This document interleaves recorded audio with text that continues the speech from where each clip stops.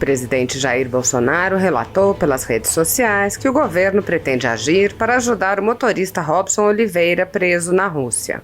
Bolsonaro disse: Robson na Rússia.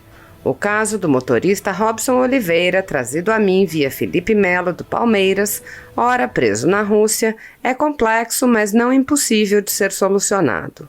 O mesmo foi preso em março de 2019, com posse de substância considerada naquele país, mesmo sendo remédio de uso permitido no Brasil. O medicamento era para o sogro do jogador Fernando, com o qual ele trabalhava, defensor do Spartak de Moscou, hoje no Beijing Guan da China. Nossa embaixada nos informou que Robson poderá ser condenado a 20 anos.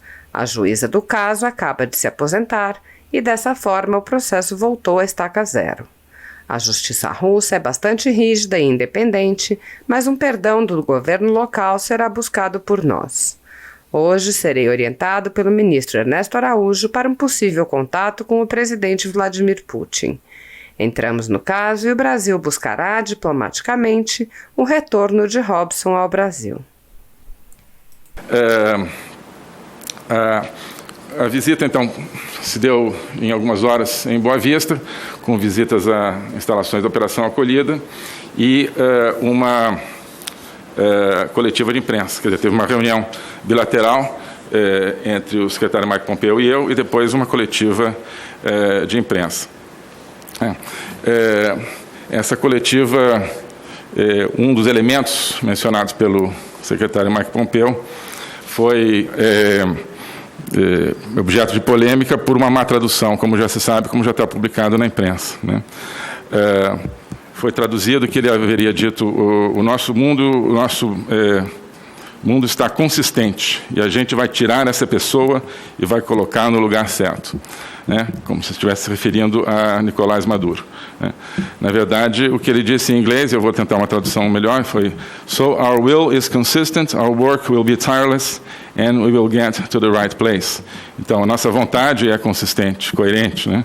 O nosso trabalho será incansável e chegaremos ao lugar certo. Isso, no contexto de toda a entrevista, fica claro que dentro de uma perspectiva humanitária, de uma perspectiva de defesa dos direitos humanos, né? O secretário de Estado disse outras coisas, eu vou me permitir ler em inglês, depois traduzir, porque aí fica no registro como é que foi o original em inglês, para que não se fique discutindo uma questão de tradução, né?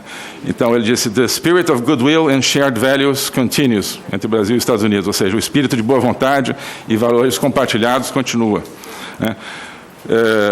Nós somos the two largest democracies and economies in the Western Hemisphere and powerful forces for good when we work together. Somos as duas maiores democracias e economias do hemisfério ocidental e poderosas forças pelo bem quando trabalhamos juntos. Ele disse: I'm in Boa Vista because we're working together to help the Venezuelan people overcome the humanitarian man-made crisis brought on by the illegitimate Maduro regime. Estou em Boa Vista porque estamos trabalhando juntos, ou seja, com o Brasil, para ajudar o povo da Venezuela a superar a crise humanitária man-made, né, feita pelo homem, ou seja, não é uma crise decorrente de um desastre natural, ocasionada pelo regime ilegítimo de Nicolás Maduro.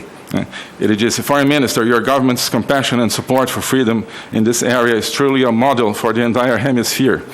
Ele disse, se dirigindo a mim: ministro, a compaixão do seu governo e o apoio do seu governo à liberdade nesta área, nesta região, é verdadeiramente um modelo para todo o hemisfério, né? Ele disse: you provide shelter, né? Você dá um abrigo a 265 mil venezuelanos, etc., né?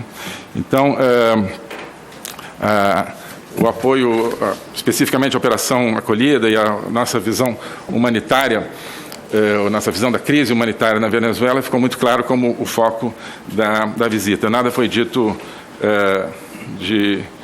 que possa ser considerado nenhum tipo de ameaça de agressão ou qualquer coisa nesse sentido. Bem, em encontros... Também, assim, a máscara deixa a gente um pouco ofegante, né? Peço desculpas, a respiração foi um pouco mais difícil. Presidente, só tira a máscara, ele fala só no microfone dele. É porque tem a norma, né? recebeu uma série de normas para poder funcionar a comissão. Tá. Então tem. Não tem problema não. Só que... Ótimo. Muito obrigado. Presidente, me insistindo um pouquinho, eu vi, por exemplo, lá no plenário, o senador que fala sem máscara, ele fica usando só aquele microfone. No caso, o ministro não passou usando dele. Né? Senador Telmário, eu assiste razão à colocação de Vossa Excelência, só que para funcionar a comissão, que é uma coisa que Vossa Excelência sabe que é uma coisa peculiar, a gente recebeu por parte do setor de saúde do Senado várias normatizações. Então, eu não vou deixar de cumpri-las, porque vai que dá um problema aqui dentro, vão falar que foi por causa disso. Ótimo, muito obrigado. Bem, então, só para finalizar, a Operação Acolhida, o governo brasileiro já gastou mais de 400 milhões de dólares desde 2018, contribuição americana, dependendo de como se compute, 80 milhões ou quase 100 milhões de dólares. Isso dá uma dimensão de qual é a contribuição americana para o volume da contribuição americana para a Operação Acolhida. Bem, é um modelo, inclusive, como eu dizia, reconhecido, porque ele é diferente, ele dá o apoio integral ao imigrante, com saúde, documentação e a questão da internalização, né, que outros modelos não têm. Ele tem sido uma referência, por exemplo, para a Colômbia, que já recebeu mais de 3 milhões de imigrantes venezuelanos. O êxodo venezuelano, como os senhores sabem, não tem nenhum precedente na nossa região e pouquíssimos precedentes no mundo, né? 4, 5 milhões de venezuelanos já deixaram o seu país, o que significa em torno de 15% ou até mais da população venezuelana. Isso não tem absolutamente nenhum precedente. Bem,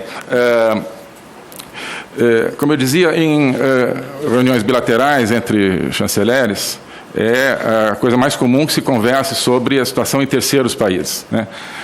Quase sempre nessas reuniões, nesses diálogos, existe um item na pauta, situação regional na região do país A e situação regional no país B, onde se comentam os problemas, se comenta como esses países cooperam para aquela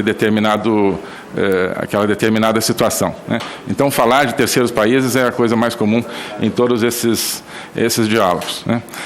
Quero lembrar que no mesmo dia em que eu fui a Boa Vista para o encontro com o secretário Marco Pompeu, eu havia tido uma teleconferência com o chanceler, a ministra de Relações Exteriores da China, Wang Yi.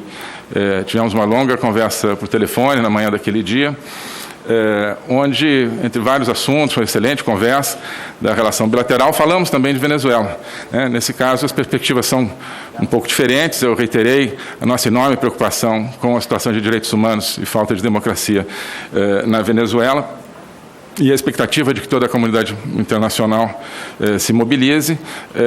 O ministro da China, enfim, se referiu basicamente à ideia da não intervenção, acha que não se pode fazer nada em relação àquilo, são perspectivas muito, muito diferentes, mas falamos de Venezuela, falamos de várias outras coisas, né? Bem, isso tem sido usado, para falar disso tem sido usada a imagem, que eu acho interessante da gente trabalhar um pouco, que é a imagem, olha, eu recebi alguém na minha casa para falar mal do meu vizinho. Na verdade, não é isso, né?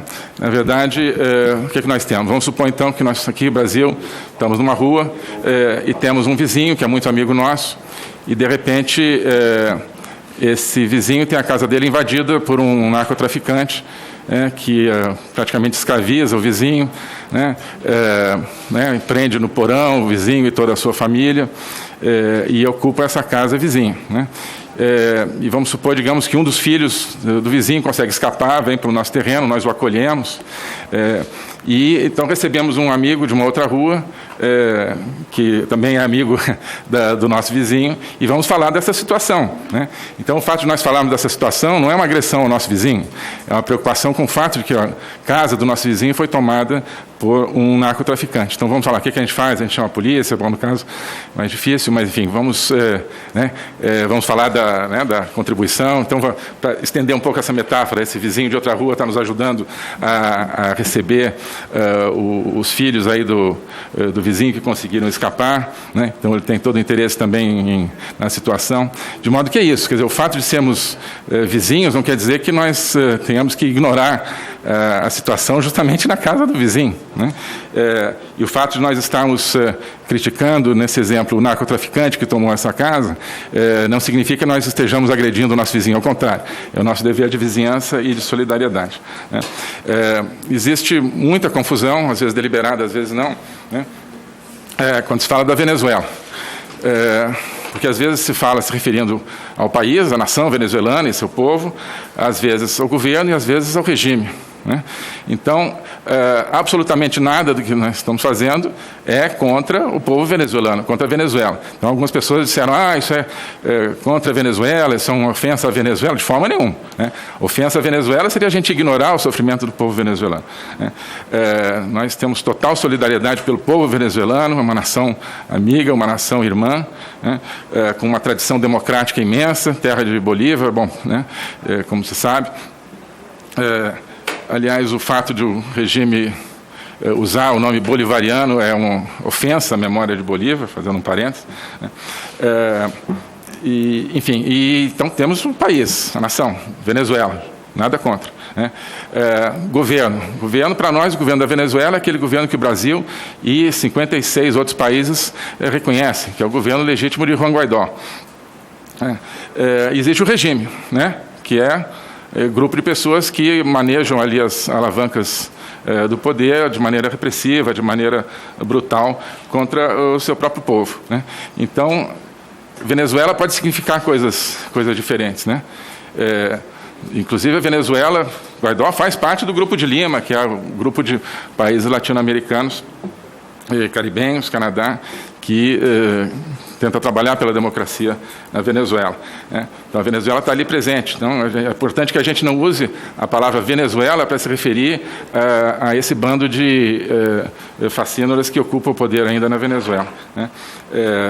Pelos quais a gente, né, só tem desprezo e justamente, me parece, né? Bem, então é importante esclarecer isso. As críticas que o secretário Mike Pompeo e eu veiculamos, enquanto em Boa Vista, ao regime venezuelano, que, como eu disse, não foram nem o foco tanto da reunião, foi mais a questão da Operação Acolhida. Essas críticas não são novas, de nenhuma maneira. São muito conhecidas as nossas posições, tanto as nossas quanto dos Estados Unidos, que não são necessariamente as mesmas, mas muito convergentes. Por exemplo, uma declaração de 14 de agosto do Grupo de Lima, né? Bolívia, Brasil, Canadá, Chile, Colômbia, Costa Rica, Guatemala, Honduras, Panamá, Paraguai, Peru e Venezuela. Venezuela legítima, a verdadeira Venezuela. Grupo de Lima. Apoio ao presidente encarregado Juan Guaidó, né? Contra as manobras do regime ilegítimo de Nicolás Maduro, que atentam contra o exercício dos mais elementares direitos civis e políticos. Firme repúdio ao anúncio do regime ilegítimo de realizar eleições parlamentares sem as garantias mínimas e sem a participação de todas as forças políticas, né? Isso bastante bem registrado aqui nessa nota.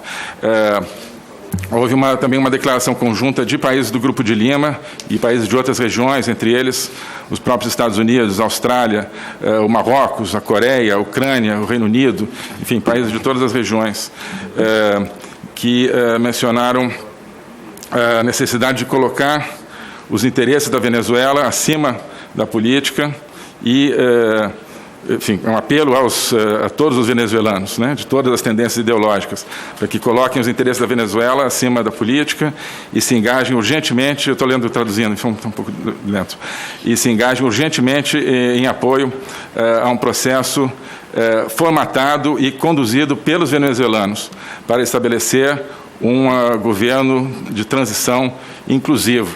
Essa é uma proposta que nasceu no começo desse ano, de estabelecimento de um governo de transição, com a renúncia simultânea de Maduro e Guaidó. Proposta que nos pareceu, apoiamos no começo do ano, porque nos pareceu muito pertinente e prática, né? Que infelizmente ainda não deu certo, porque, né, o grupo de Maduro e o próprio Maduro não querem largar o poder. Mas isso mostra que há um esforço de criação de uma solução política, né? Aqui se fala de solução conduzida pelos venezuelanos, claro, com o apoio da comunidade internacional. Bem, se me dão um segundo, eu preciso procurar um papel aqui. Tem 10 minutos. Ah, tá, pois não. Talvez eu precise estender um pouquinho.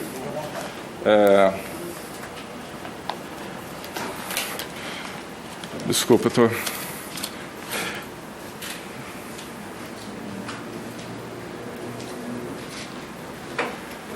Qual é a seguinte instituição venezuelana, Revolução Institucional? Você tem a qual?